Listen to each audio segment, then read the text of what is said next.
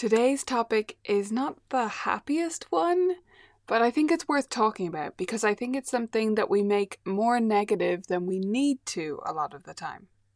It's tough when students leave. It's just tough to end that relationship. It doesn't matter really how long it's been, although it gets tougher as time goes on, but even for students we've only had for a short while, it can be really difficult when they leave our studio. It can cause us to ask ourselves a lot of questions about whether we're good enough and whether we did the right thing in every single moment that we spent with them or every single time that we talked to their parents. So today, let's do some honest reflection on why your student quit. And you can come back to this anytime you have a student leave and you're thinking, oh, I'm all up in my feelings about this. I'm not sure, right? We're kind of spiraling. Or just a little spiral. Maybe it's only a mini one. But I think we need to take this moment to reflect. Why did they quit? What is the circumstance? And can we learn anything from it that is useful? And then we can wrap it up with a bow and move on, right? So we're going to talk through 8 different scenarios so that you can try to identify which category your student quitter in quotes, fits into, and therefore some of the questions you might ask yourself or the ways you might frame this moment in your studio. Circumstance number 1, why students quit, or how students quit, is the ghost. We had one of these recently in my studio. I feel like they're getting more frequent, but I don't think that's actually the case. I think I'm just noticing them recently, not that there's that many, but just they stick out to me. And that is, yes, the ghost. The recent student we had been with us for 2 or 3 months. Not super long, but not like a couple of weeks. They just stopped showing up to lessons. The first one they didn't show up to, the mother texted us and let us know.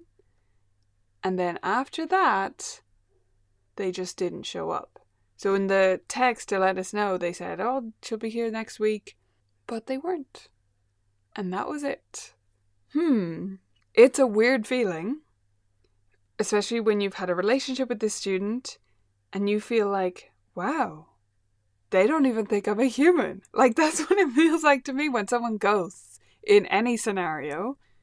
They didn't think I was worth giving the time of day. They didn't think I was worth just messaging quickly, emailing, texting, whatever they wanted to do, and saying, hey, we're stopping lessons.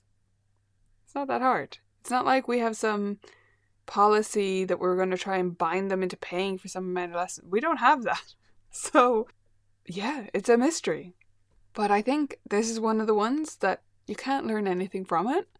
Unless there was some big blow up before this happened, we just have to shrug and say, well, we don't know what's going on in their life. We don't know what really happened.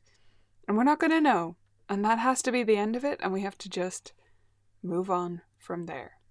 Reason number 2 why your student might have left is actually that they've graduated.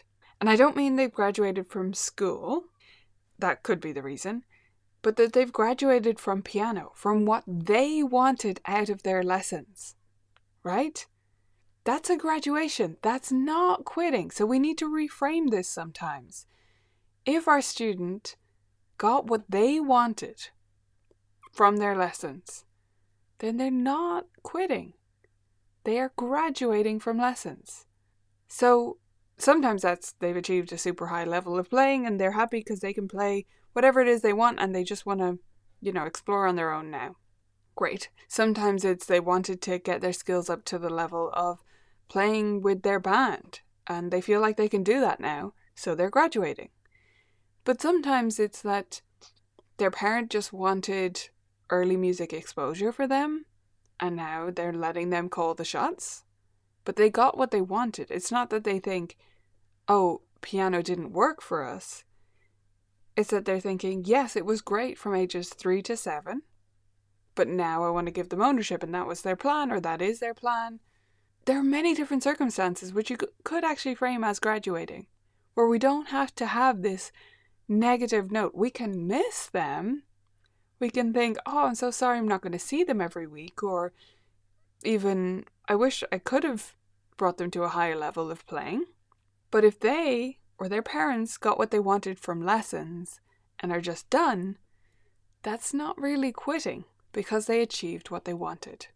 The next reason is another unpleasant one, and that is a disagreement. So sometimes a student leaves, and it's nothing to do with anything about your teaching, the lessons, or the circumstances of the student. It's a disagreement with parents. Sometimes students end up quitting our studio because a parent doesn't like our policies or the way we dealt with a certain issue. And in these circumstances, we definitely need to stop and reflect with a clear head, meaning give it some time, give it a couple of days so you can cool down, and really think about, are they right? Are they partially right? Did I handle this correctly? Is there anything I could have done better? And that doesn't have to mean you should have broken your policies. I'm not saying that, especially if it's some basic policy like they should pay you on time, or you don't give makeup lessons, or anything like that. Or anything that's important to you and your studio. You don't need to bend on those things. However, sometimes the error is much further back, right? Sometimes that bubble that we see in the screen protector is all the way at the beginning of the application process, and we need to go back to the start. We need to think about, did I fully, in person, explain that policy to this parent? Or if some disagreement came up, when it came up, did I get antagonistic about it or passive aggressive?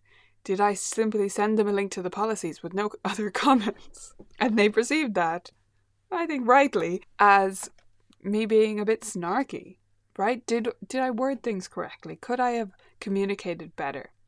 So the change that you're making is normally not to your hard and fast rule, unless you reconsider it and think, yeah, it really is ridiculous. I don't agree with my former self about this policy, and then you can change it. But it's usually to do with communication, and most often, from what I've seen, it's to do with communication that happened at the very beginning. You know, you had that first meeting with the parents, hopefully you had that. During that meeting, you didn't explain that lessons cannot be rescheduled. You know, sometimes we just miss things. But we have to be honest with ourselves and say, okay, that's what happened. How can I make sure that in every new parent meeting, no matter if they come with their screaming baby, I can still remember to explain this to them? Like make yourself a checklist or something like that, right? So there's many possible solutions. But when there's a disagreement, try to uncover why that happened. And whether it was that they were never a good fit for your studio because they weren't going to agree with your policies or how you deal with certain situations, or whether it was actually the way you handle the communication around that, or whether they really just, totally agreed to your policies, even in person in a real life conversation, said, yeah, that's no problem. We don't mind that you can't reschedule lessons. And then when they wanted to reschedule a lesson because their car broke down and you couldn't do it, they flipped their lid. I mean, sometimes these things just happen. It's usually because of something else going on in their life that made them, high strung or have the ability to flip their lid very easily. But it's worth reflecting and seeing if there's anything better we can do. Okay, number 4 is a simple one. Sometimes students are going away.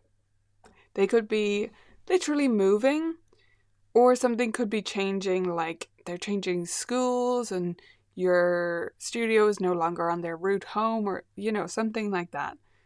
But sometimes they're just moving. And there's nothing really to learn from that except you're sorry to see them go. And think about, if you're open to it, could you continue their lessons online?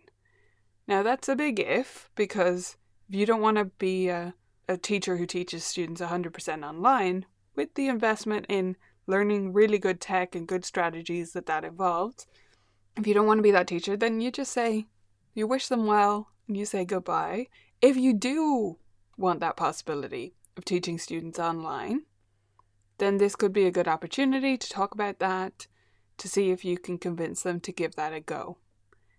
But otherwise, going away, that's just something that happens in our in our type of business, and it does come up. And I know in some communities it happens more than others, like teachers who teach in military towns, they get a lot more movement happening. And there's nothing we can really do about that if you're going to stay living where you live. Something you just need to allow for as part of your business and the fees that you have and all of that stuff. This video is sponsored by Vibrant Music Teaching. Teaching music doesn't have to feel overwhelming. VibrantMusicTeaching.com gives you the resources and support you need to stay inspired. With interactive games, structured courses, and practical tools, you'll keep students engaged while building your own confidence. Join a global network of passionate teachers and start teaching with ease. Visit VibrantMusicTeaching.com and take your lessons to the next level. Reason number 5, then, is that they're giving up. You know, I recently posted about this whole "are they quitting or graduating" thing on our Instagram. And a teacher commented and she said, yes, I don't like the word quitting. I never like to use that word. And in most cases, I agree, as you're seeing here. But sometimes they are quitting. And I think we should just call a spade a spade. If they are giving up because it feels too hard, they are quitting. They didn't get what they wanted. They wanted to stick with lessons and achieve whatever goal. And they're not going to get that because they want to give up. Now the question is, why? And could you have done anything to improve that? So this reason has some overlap with the next one we're going to talk about. But maybe you did make it feel too hard. Maybe they were a transfer student and you assumed they knew things they didn't know. And therefore you were giving them challenging repertoire that was just way beyond their capabilities. Or maybe they just were having difficulty with the pace of your lessons, right? And you didn't recognize that soon enough. So there is something you could learn from that. Now, not every time, as with all of these, but it's worth reflecting on. I said this was related to the next reason, which is disillusionment. They're disillusioned. So sometimes they're quitting, stopping lessons, because they had incorrect expectations of what this would be. And it could be the student or the parent in this case. So the parent didn't realize that you really were going to require practice every day, or what that would feel like, or how much it would rely on them. Or the student didn't realize that they weren't going to be able to play the original version of Fur Elise on day 2. There's only so much managing of expectations we can do without it sounding negative in that first interview or first meeting with a parent. But I think we can do quite a lot to make sure that expectations are clear. And that's not about saying to them, listen, this is what piano is like. It's hard. You're not going to achieve anything for 3 years. No. But it is about, in that first meeting, kind of trying to tease out what they want from lessons and therefore what they're expecting and whether they have experience with music and what that looked like for them, so that you can try to tease out how they think about music lessons and what's involved. And definitely when it comes to the practice, being ultra clear. If the parent has to be involved in practice, telling them that from the get-go. Don't be afraid of scaring them off. If anything, we should want to scare them off if they're not going to do that. Because if that's what you want them to do, you don't want them in your studio in the first place. And I know that's a hard truth, especially if you're struggling for students. So maybe you have to make compromises there. But it's better to have that conversation than to just move forward with our eyes blinkered, hoping that they're going to do what we expect or want them to do without making that clear to them what those expectations are. So maybe your student is disillusioned with lessons, or their parent is. Reason number 7, I've only got 2 left, is the downgrade. By which I mean piano has been downgraded in its priority in their schedule and in their life. Sometimes we set a certain schedule with students and something comes up, like a sports conflict or some new opportunity to join a chess club or a difficulty with getting to lessons. Sometimes they will choose the other thing over the piano lesson. They decide that it's not the priority that this other thing is. There's nothing we can do about that. We can make our lessons fun and relevant and engaging, and we can make our studio a super warm and welcoming place to be. But if they prefer football and it's scheduled at the same time and you can't change their lesson time, or the cost is conflicting with each other and the child or the parent has to make a choice between these activities and they don't choose piano, there's not much we can do about that. And I think if that is the case, this is the number one situation where I don't want you to beat yourself up about it or mope about it or go in circles in your head, because you can't change that. You can make your lessons great, but you can't be bitter when they prefer another thing or they want to prioritize another thing. That is their choice.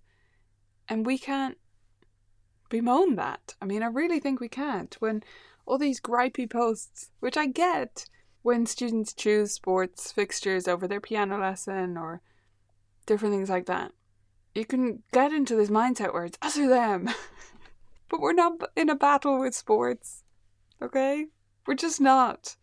We have to accept this as part of working with kids who change what they want to do or their parents change what they want to do. And that's just part of our industry. Okay, the final reason, sorry to end on a negative note, but I've called this gloom and grind. If the student is quitting because the parent will say they're bored, they're finding lessons boring, they don't like it, they are finding it unpleasant in some way. I mean, there are many different ways they might describe it, but if you think what they're getting at is they just don't like it, well, I think there's a lot we can learn from that, isn't there? Because I think there's a way to make music connect with almost anyone. And if we truly want to be an inclusive teacher, I think we do have to reflect on, okay, what were the lessons actually like with this child? Now, sometimes we just don't manage to make that connection, and I don't want us to completely berate ourselves about that, because sometimes, we just can't. It's happened to me. I've had a student where I've tried every trick I knew, and I still just got a blank stare, and they ended up quitting. And sometimes it's just they've just decided in their little head that they don't like this, or they don't like us.